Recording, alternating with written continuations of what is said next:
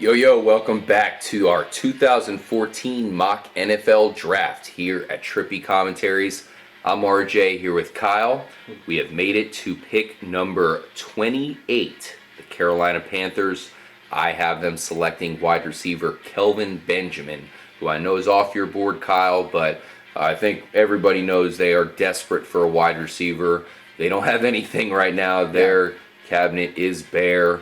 Who's the wide receiver going to be that they get? Because at this point, most of them will probably be off the board, but there's still going to be some very, very good ones remaining. And in my mock draft, I think Kelvin Benjamin will still be available. In fact, I'm hearing that he might fall to the second round. I think is crazy, but it's just because there's so many other good wide receivers available. Who do you think they're going to get? Well, I agree about Kelvin Benjamin. He's a guy that he's going to go up and get the ball. He's that possession receiver that every team must possess, especially a guy like Cam Newton. It'd be a great fit for them. Yeah. Fortunately, I have him going much sooner in the draft, but I do still believe they need to have a receiver. I go with a guy like Marquise Lee, who I feel is going to fall to them and be a great pickup for them. He's a versatile receiver who can do everything from going up and getting the ball to beating guys over the middle.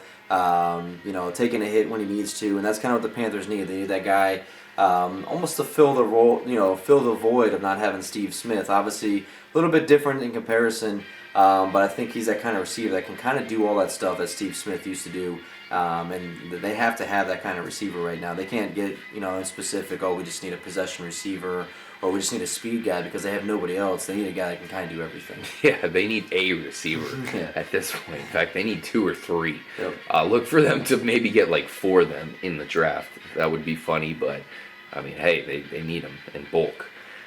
So Carolina, I think it would shock us all if they do not go with a wide receiver in the first round. But you never know. Maybe one of these really good players falls to them. But I think there's a pretty damn good chance you see them go with a receiver. Let's move on to the New England Patriots now. This is a team that we know is going to be a Super Bowl contender this year. That's for damn sure. They do need some offensive weapons. I mean, they re-signed Julian Edelman, so they're going to depend on him to be one of their top flight guys again, which means I think they're going to start off in the defense, where they brought back Vince Wilfork. I don't know how happy they are with him at that position. I think they're going to go with the biggest defensive tackle available in the draft. That's Big Louis Nix out of Notre Dame. I think he just fits the system perfectly there. And like I said, he's the biggest guy available. And if Vince Wilfork is not as good as he has been in the past, which is a good possibility, he really fell off last year. You could see this guy just replace him and the Patriots not miss a beat. Who do you think they're going to draft? I have them actually going here with Rashidi Hageman, defensive tackle out of Minnesota. Obviously, same position. I agree that they need to tighten up the middle there. They have good defensive ends now. They just need to solidify the middle of the defense. Hageman is a guy that is a little bit quicker. I think he'd be a great compliment, and that's the only reason I'm picking him. For the Patriots, he's a good complement to your bigger, fatter, Vince Wilfork's out there, like Nix as well. These guys can be able to complement, maybe take some of the pressure off of Wilfork, maybe make him a little better. I like what I see from him. He's one of those basketball players that becomes a big defensive lineman. He's a freak. He's an athlete. He's going to get around some offensive linemen. He's going to create pressure up the middle, and that's going to be huge because you're going to have Jones on the outside, trying to flush the quarterback to step up. If you have that good pressure up the middle, it's going to create a lot of problems for a guy like Peyton Manning, who they're going to probably play this year. So yeah. So we both have them picking a defensive tackle. The other position that makes sense, other than safety, if you see maybe Clinton Dix or Pryor somehow fall the way this low. Probably not going to happen, but I think that would be a good fit there as well. But also wide receiver. I mentioned kind of coming into this pick that they brought back Edelman, and they have a couple other young guys, but a big time wide receiver would be a really good pick here for the Patriots. But lucky for them, there's going to be some other guys available in round 2, round 3, and even into round 4. Let's go ahead and take it to San Francisco. This is a team that got very close to making it to the Super Bowl. They're almost still a complete team. Yeah. They could use some help at wide receiver, but one guy who I like a lot, one of my top-rated guys in the draft, Timmy Jernigan, is still available. I cannot see him fall into the second round. And I don't think San Francisco necessarily needs Jernigan. He's not really a big need for them, but the fact that he's available, they'll bring him into the fold, put him under the tutelage of Justin Smith. I mean, think about it, Kyle. How long have we been talking about Justin Smith? This guy seems like he's been around forever. Yep. You better bring in some guy who can come in and just learn the tricks of the trade from him and one day take over. What do you think they're going to do with that pick? Oh, I agree. I mean, that's if Jernigan falls to them, I can definitely see him picking up. It seems kind of like they're kind of molded player that they would like to throw into that position there. Oh yeah. I kind of like the 49ers here going with a cornerback and kind of beefing up their secondary a little bit. That's kind of getting a little bit older in the cornerback position. I like a guy like Bradley Roby out of Ohio State. Playmaker. He's very well in man coverage. Mm-hmm. Which is what the 49ers like to run a lot. I think right there you beef that up because you beef up that secondary, get it kind of on that level that the Seahawks are at. Obviously, it's kind of impossible to do, but definitely it's going to help the defense out. And because I think the 49ers offense is pretty damn set. I mean, I feel they're pretty good there. They might try to go after another speed receiver like you were saying. So I think Roby's a good fit for him right here. Now, I got to ask you, because Bradley Roby, definitely a talented player, but right now is going through, the criminal problems and all that. Do you think San Francisco would be willing to take a chance on that, considering, the Aldon Smith situation? They've had some guys that have been in the news here, Colin Kaepernick, right. Even though he was not found guilty of anything, and none of those guys were actually, involved directly, hopefully. Yeah. Do you think they would be able to overlook Roby? I mean, in one instance, I could say that they're used to dealing with this and that they could maybe resurrect him. Well, I mean, Harbaugh, I've always heard Harbaugh is that kind of coach to where he is straight up with his players and he says, as long as you do not touch women, you don't beat women, you don't do anything like that, I'm going to have your back. And I think a lot of players are going to respect that. And I feel that they will do a good job of keeping him in line. I mean, obviously, San Francisco, being in California, not always the best place to be when you have problems with, those kind of issues. But I don't know if you can really always, judge a college player by some mistakes that they make. I mean, look at Jameis Winston, just happened with him. I mean, it's stupid stuff. You got to remember that a lot of these guys are 18, 19 years old. They're going to make dumb decisions.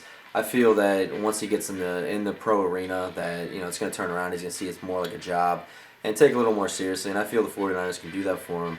But yeah, that's a good point. I mean, how these guys that you're drafting now, amid all the stuff that's going on and random stuff coming out every day now of some type of athlete, doing something wrong. Mm-hmm. It is something that I think a lot of owners are taking notice of because, hey, I mean, you don't want to draft somebody and, a couple of years later they're in jail for possibly the rest of their life. Yeah.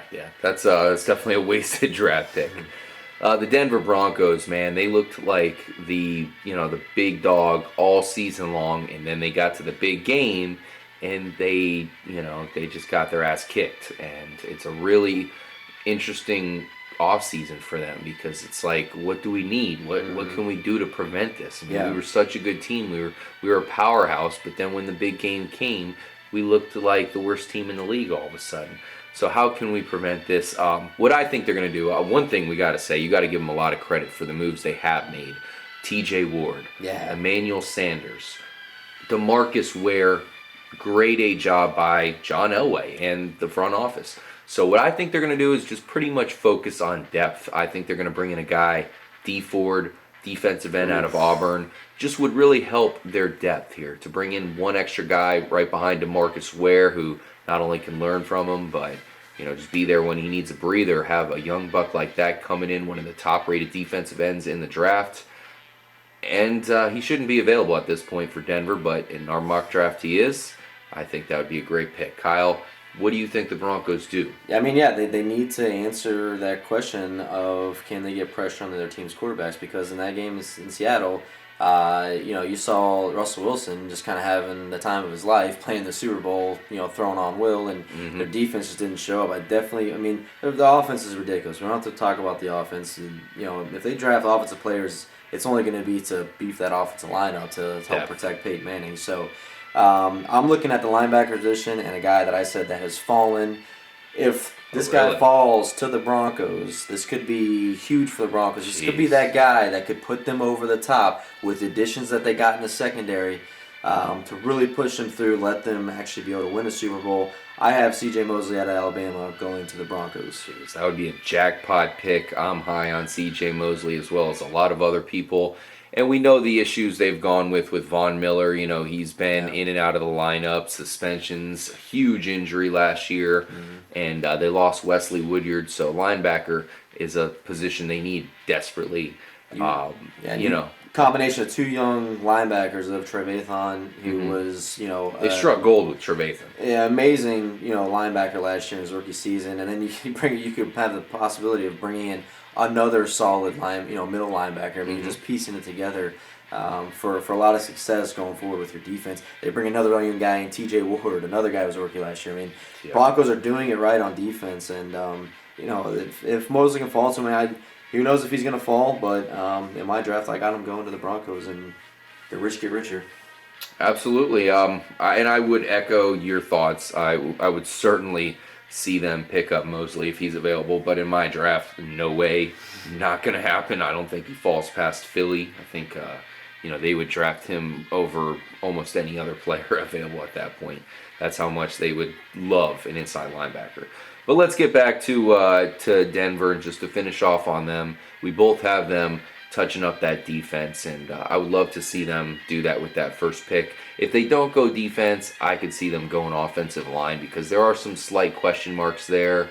They do have everything answered, and they get Ryan Clady back, which is a big deal. I mean, they didn't have Ryan Clady last year. This is a guy they just, boop, here you go, magically. There's one of the better offensive linemen in the league. Yeah. So we'll see what they do with that pick. Well, for the Seahawks, I mean, it's kind of hard to look at the previous Super Bowl team that's really not losing anybody. Moving on and to the saying Seahawks, they need to have this person because they really don't need anything. I think at this point for the draft, they're looking to build. One position I still feel they're a little slim in is the receiver position, and there's two guys here that I still feel are kind of they could be at that elite status, and that is Cody Latimer from Indiana, as well as a guy like Jordan Matthews. I think either one of those guys they could snag right here, right at the end of the first round, and have in many other drafts, a top 10 top 10 draft pick. Maybe a possible number one receiver, because these guys are that good. There's just so many damn receivers in this draft that are that good. Yeah. They're kind of getting washed out. Amazing skill for both of them, and I think either way, I think they go with a receiver here just to kind of put it in there. They're losing Golden Tate. They need another guy because let's get it. I mean, they're not gonna. Their focus is not to throw the ball; it's to run the ball. But they still need those guys that are gonna make plays for them when they need it. We hope to see a healthy Percy Harvin all season long, but that hasn't always been the case. So you need to kind of throw something else in there in case a guy like Percy Harvin gets injured again and can't play the season for you.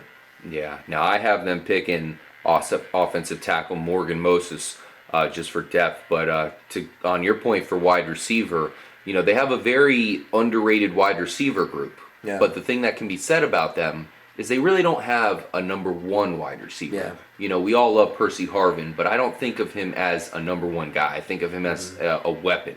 And, same can be said with Baldwin. We love Baldwin. I just don't think he's a number one guy. So bringing in, a wide receiver like you said would certainly make a lot of sense. Now, I have them picking up Morgan Moses just for the simple fact that they do need help with the offensive line. If there's one position that wasn't really graded out too well for them last year, it was the offensive line. Lucky for them, they have a mobile quarterback, so that sure helps their cause. And Morgan Moses, with a team that's so complete already, would just be a nice little addition to them. They might not have to start him, but to have a highly touted offensive tackle waiting in the wings there is just something you said earlier. The rich get richer, you said, with the Broncos. Same thing with the Seahawks. With this pick for the Seahawks, it's, who do they feel like can give them the best opportunity possibly in the future, not necessarily right now. That's the other way they can look at it. So they really don't need somebody that's going to have to come in and start right away. Possibly defensive tackle might come in and be a starter. Possibly a receiver if they go one here, possibly could be a starter. Possibly another outside linebacker could be another position they go to look at here because there's still a few other outside linebackers here to finish off the first round. But yeah, like I said, to sum up my mock draft, this is who I feel these teams really need at this point to help better their team. It's probably not always what's going to get picked. As to RJ was more based on kind of who we feel these teams are actually going to select. yeah. And the trades being made. It's going to be a crazy draft because I think there's going to be a lot of trades that we probably didn't even talk about. They're always scheming, behind closed doors, and it comes up right to the last minute. I mean, you've seen in past drafts before where they're like, they're about ready to make their pick, and someone comes to them with a trade offer, and all of a sudden, everything's changed. So that's all it's going to take. One of these people out of this, first 5 picks, if something goes on there and everything gets changed, I mean, that's going to change the whole draft order because there's so many good guys at the top that if any of them fall down, the teams underneath have to take them just because they're that good of a player. Yeah, absolutely. So that's certainly pretty interesting. Now to sum up my mock draft, and we'll see how many picks we can get right between the both of us. We'll definitely look at it and see if how good we can do. I mean, obviously you guys can check it; it's all on tape, and we'll see if we can pull this off. I feel real good about my mock draft. Sure, you feel like you were saying you're more leaning towards what the team should do, and I'm leaning towards what they are going to do, whether I agree with it or not. Yep. But to sum up my mock draft, I got to say, heading into round 2, there's 2 positions that are still for the taking here. Number 1, wide receiver. A team like the Buccaneers, who are going to be coming back on the swing, possibly Allen Robinson falls to them. Guy, I'm really high on Jordan Matthews. I can't believe that he's going to fall to the second round, at least in my draft. So that's very interesting. And the other position is quarterback. In my mock draft, Jimmy Garoppolo is still available. Derek Carr is still available. Zach Mettenberger, who nobody expects him to go in the first round, but he's out there.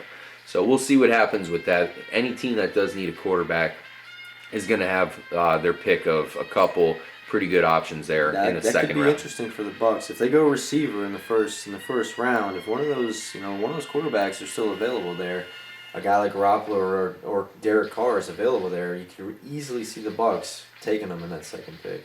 Absolutely. So thank you guys so much for joining us here for this mock draft. Really means a lot for those of you who are subscribed and commenting and showing support. We really appreciate that. So stay tuned.